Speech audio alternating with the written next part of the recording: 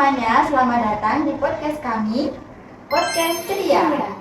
Bersama saya, host pertama, Anita Dwi Astuti dengan NPM 235400063. Dan di samping saya sebagai host kedua, nama saya Alisa Rahmatia Anjani dengan NPM 235400086. Di sini kami akan membawakan topik tentang parenting anak dan akan membawakan dua narasumber yang sangat luar biasa. Oke, langsung saja kita sambut dua narasumber kita hari ini.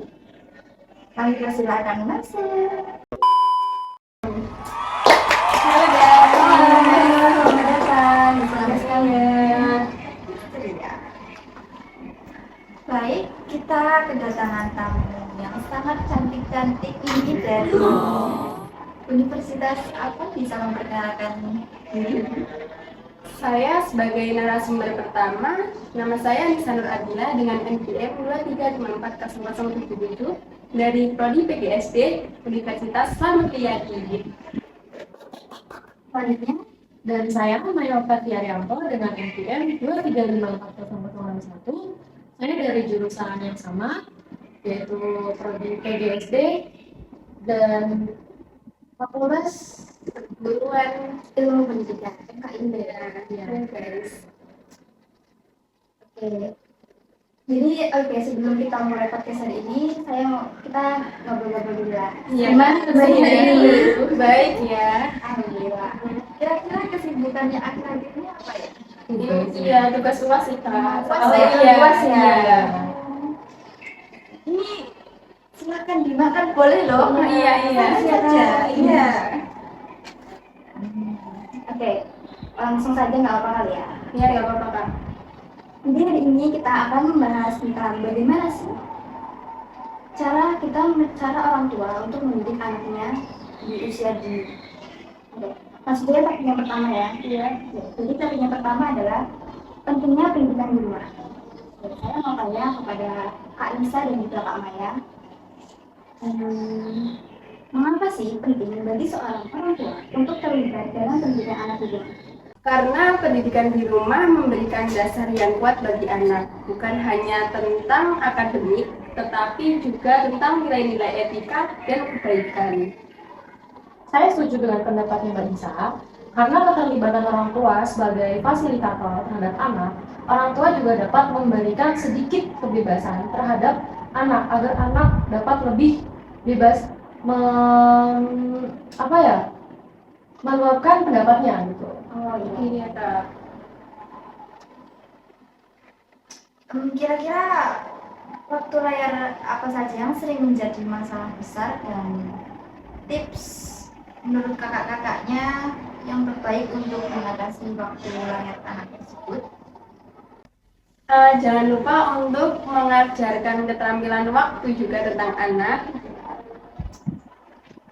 Juga sangat penting untuk keberhasilan mereka buat masa depan. Jadi waktu itu sangat penting bagi anak dan mereka harus sudah tahu membagi waktu sejak dini, gitu Pak. Kalau menurut Kak Maya sendiri bagaimana? Saya setuju dengan pendapat yang Mbak Nisa. Aktivitas fisik dan kegiatan kreatif bisa menjadi alternatif yang menarik untuk anak. Jadi anak itu bisa membagi waktu sendiri tanpa diatur oleh orang tua. Iya, suka. Oke, selanjutnya ya. Topik yang selanjutnya adalah membantu anak menyelesaikan PR. Bagaimana cara yang efektif orang tua untuk membantu anaknya menyelesaikan PR tanpa membuat mereka merasa berguna? Saya jawab ya Kak. Oke, silakan Kak. Tetapkan batas waktu yang jelas dan pastikan ada kegiatan alternatif yang menarik. Jadi anak tidak merasa cepat bosan gitu loh Kak. Orang tua juga harus memberi contoh untuk membatasi waktu anak sendiri gitu. Jadi mereka nggak cepat bosan gitu loh Kak. Menurut kakak-kakaknya ini seberapa penting sih komunikasi antara orang tua dan anak itu? Menurut saya itu penting, karena dengan adanya saling keterbukaan antara anak dan orang tua, anak jadi tidak sungkan untuk bercerita tentang Iya, kesehariannya. mereka lebih bebas berekspresi gitu loh kak. Iya. Lebih terbuka dengan orang tua. Kira-kira untuk mengatasi anak yang introvert atau kurang nyaman dengan orang tuanya itu bagaimana? Saya jawab ya kak. Dengarkan mereka dengan empati. Biarkan anak mengenali dan mengungkapkan perasaan mereka. Jadi mereka itu bisa lebih gimana ya kak, lebih plong gitu loh, Nyaman menjelaskan dan semua masalah. ajak mereka untuk menyelesaikan konflik dengan baik. Jadi enggak dengan yang emosi gitu, disantai, dibawa santai gitu loh kak. Jadi jawaban Mbak Isa tadi kita juga bisa masuk ke topik selanjutnya, yaitu topik mengenai masalah sosial dan emosional. Bagaimana sih cara kita membantu anak-anak untuk mengatasi masalah sosial dan emosional di dalam lingkungan sekolah? Itu biasanya kita harus mengajarkan keterampilan sosial juga. Jadi agar anak itu lebih tahu caranya bersosialisasi sama orang di luar, Iya, dengan teman sebagainya gitu. ya, menyesuaikan diri di lingkungan yang baru. Adaptasi. Tapi kalau anak-anak sekarang kan kebanyakan sering di rumah dan malas bersosialisasi Ya. dengan para tetangga ya, Iya. atau lingkungan sekitar Apalagi yang sendiri. di sekolah juga. Itu solusi yang baik bagaimana kira? Enggak, mereka itu sebenarnya takut dibully kak. Gitu. Jadi ada permasalahan Iya, permasalahan sendiri pribadi ya. mungkin mereka mungkin mereka takut karena kan sekarang banyak ya konflik itu, masalah-masalah bullying itu loh kak. Iya.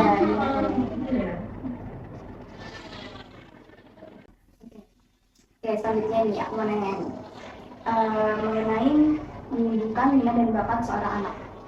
Bagaimana kita bisa mengenali minat dan bakat seorang anak itu?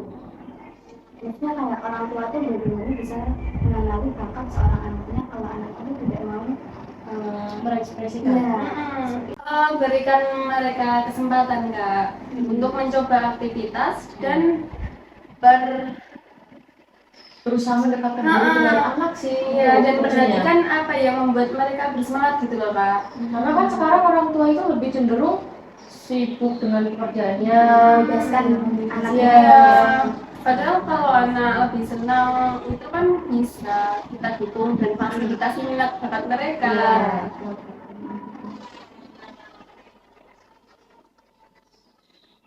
Oh iya, kemarin itu aku sempat ngeliat berita. Itu katanya ada anak yang sampai bunuh diri, cuman gara-gara dia dibully.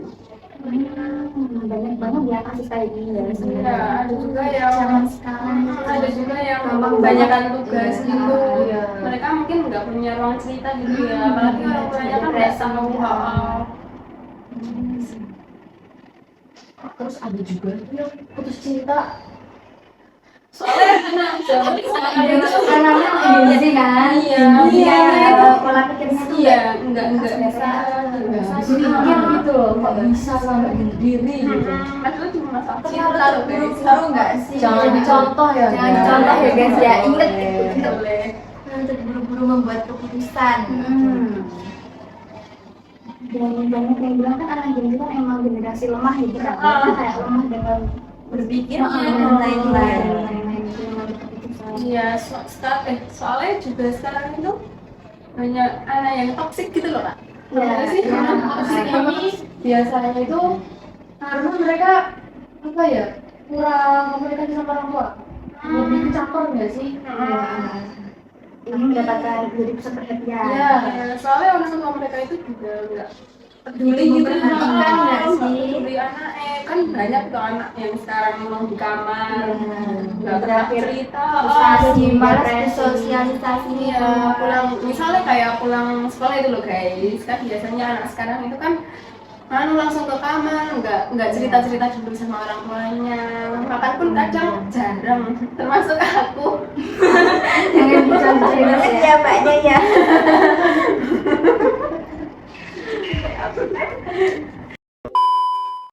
Ini kan dari jurusan PGSD ya. Iya. Kira-kira kurikulum sekarang itu seperti apa, Kak? Sekarang itu lebih ke menerapkan kurikulum kakak ini ya. Jadi sistemnya beda sama yang tahun-tahun Enggak, sebelumnya. Itu kan biasanya kurikulum kelas itu loh. Sekarang kan kurikulum merdeka itu lebih ke Katanya banyak praktek dan banyak kegiatan di luarnya gitu ya. iya, guru itu lebih memfasilitasi gitu loh guys. Iya. Fasilitator. Jadi enggak sepenuhnya guru itu Mengajar enggak, jadi gitu. mereka mengajarkan mahasiswanya sekarang itu untuk lebih mandiri. Makanya orang tua juga jadi support system buat anaknya gitu guys, karena kan sekarang guru nggak semua guru kan bisa memahami anak satu-satu ya, soalnya kan banyak gitu, nggak cuma satu orang, jadi kan orang tua juga harus memahami gitu loh gitu. Lalu bagaimana orang tua bisa mendukung anak dalam kurikulum yang merdeka saat ini dan metode pembelajarannya? Menurut Kak Maya gimana? Nggak tahu kan. Saya mungkin dengan fasilitas juga di rumah mereka kayak Orang tua bisa jadi fasilitator. juga mendampingi anak belajar di rumah itu juga termasuk apa ya? Belajar Gitu. membantu anak dalam proses belajar saat di rumah.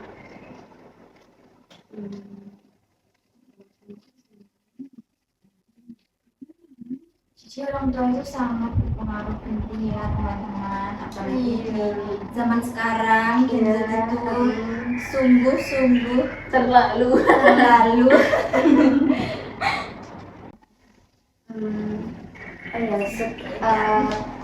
mengenai kita yang kemarin sempat viral gitu kan tentang kasus dalam pola asuh orang tua terhadap anaknya yang menerapkan sistem VOC, yaitu kayak memberikan bukan kekerasan sih, tapi lebih ke cara mendidiknya itu yang terlalu keras gitu kan. Oh iya, sedang viral kan hari ini. Sedang viral. Itu menurut pendapat kalian gimana sih menanggapi berita seperti itu? Kalau menurut saya itu ngedidik anak semakin dikerasin, semakin berontak iya. lembut gitu ya. Padahal kan anak kalau dilembutin gitu malah nurut loh. Sebenarnya mereka itu cuma butuh perhatian. Iya, iya. perhatian. Terus dikasih sayang orang tuanya gitu. Nah, pesan buat para orang tua ini ya, jangan lupa. Ini kita juga calon orang tua loh. Iya.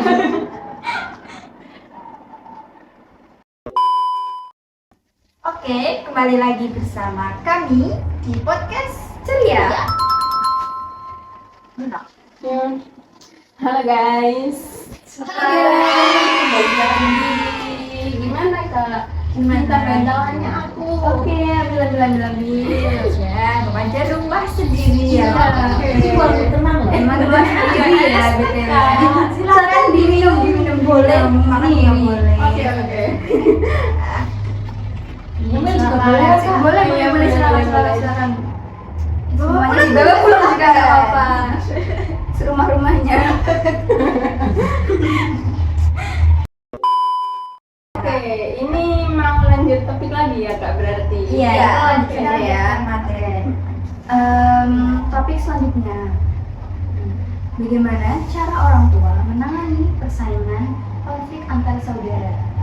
Izin menjawab Ya, dari silakan, pertanyaan kakaknya tadi. Jadi menurut saya itu kita harus memberikan ruang, sedikit ruang untuk mereka. Oh, ruang tak? Aku kira tadi ruang.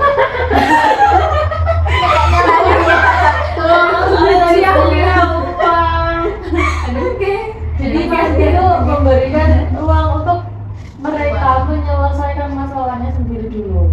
Iya, jadi itu harus ada komunikasi gitu loh. Kita Iya. harus mendengarkan kedua belah pihak.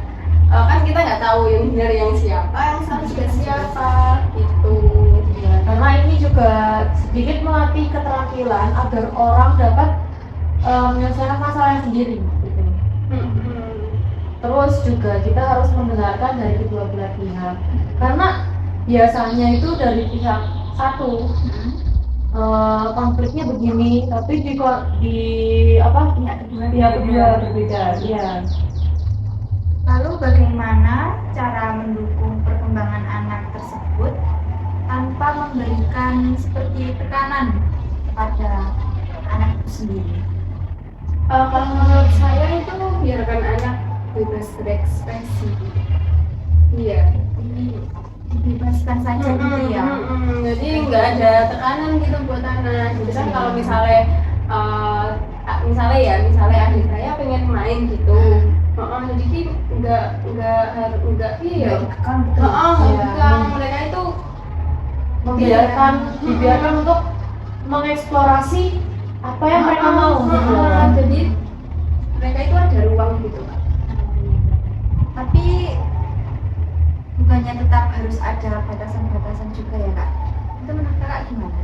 Karena kalau anak dibebaskan untuk mengeksplorasi apa yang mereka inginkan, itu biasanya anak itu punya, lebih berpikir, oh aku diberikan kepercayaan begini, jadi aku harus jaga kepercayaan ini. Biasanya yang anak yang gimana ya kak, maksudnya dibebaskan gitu, mereka itu lebih berpikir daripada yang dikekang. Soalnya yang dikekang itu aku nggak boleh nih, aku bohong aja ya. Mereka itu lebih sering bohong gitu daripada yang nggak dikekang. Pengalaman pribadi kan. Sama kok. Jadi di sini dapat disimpulkan kalau orang tua itu tapi juga serba salah ya. Kalau terlalu ngekang anak itu jadinya anak lebih cenderung bohong. Kalau terlalu dibebaskan juga takutnya kebebasan. Kan tahu sendiri anak sekarang lagi. Iya, tapi kan anak juga butuh refreshing gitu loh. Waktu sendiri. Biasanya kan anak masih muda, masih kecil. Dia kan juga masih kepo. Daya ingin merasa ingin tahunya itu besar gitu ya. Ya, menjelajah dunia gitu. Iya. Juga seharusnya dikekang. Kita sebagai orang tua juga seharusnya tahu apa yang dirasakan anak. Jadi membebaskan tapi tetap memantau gitu ya. Asal nggak yang keras gitu aja sih kan. Mereka bilangnya baik-baik aja, terus anaknya ya jika ditanya baik-baik, nanti kan yang pasti memantau gitu aja ya. Pasti anak pasti nurut.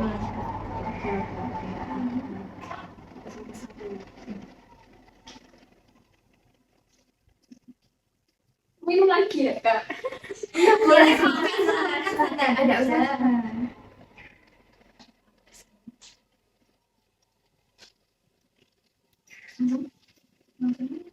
Kesannya langsung seperti yang kita bilang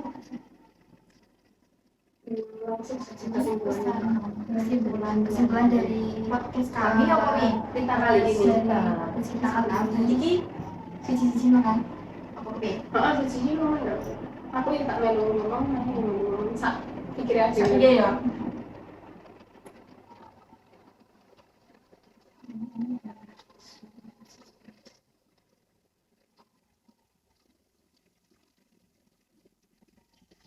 Jadi dapat disimpulkan jadi coba disambungkan bahwa parenting adalah proses perjalanan belajar dan tidak ada orang tua yang sempurna. Kita semua itu masih dalam proses belajar untuk menjalani sebuah proses ini. untuk mencapai suatu Apa yang berhasil untuk satu anak mungkin tidak cukup dengan yang lain. Bahkan dari bagian. Untuk itu kita perlu memberikan kesabaran, untuk itu kita perlu mengasuh anak dengan memberikan banyak kesabaran, terutama dalam menghadapi tantangan yang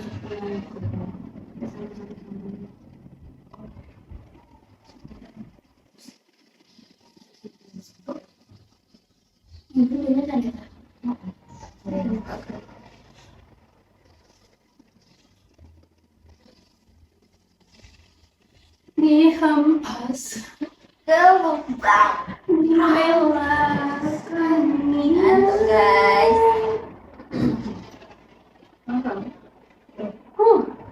Apa semua kali? Ini ya.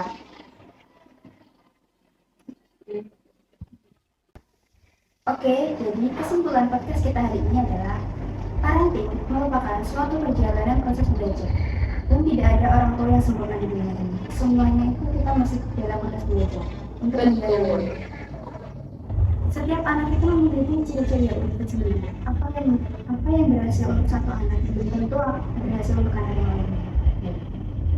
Untuk itu, orang tua dalam mengasuh anaknya membutuhkan banyak kesabaran, terutama dalam menghadapi perkembangan dan tantangan dalam fase yang berbeda-beda. Konsistensi itu juga penting untuk menetapkan aturan dan batasan yang konsisten, membantu anak merasa aman dan memahami ekspektasinya. Komunikasi juga membangun suatu hubungan yang terbuka antara anak dan orang tua sehingga anak lebih bisa terbuka pada orang tuanya. Menjaga keseimbangan juga penting untuk antara komunikasi antara orang tua dan anak agar tidak selingkuh.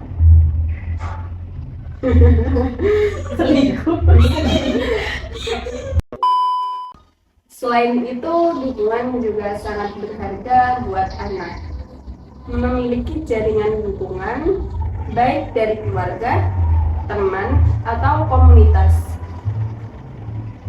yang sangat membantu dalam perjalanan sebuah parenting orang tua. Sekian podcast Kita hari ini.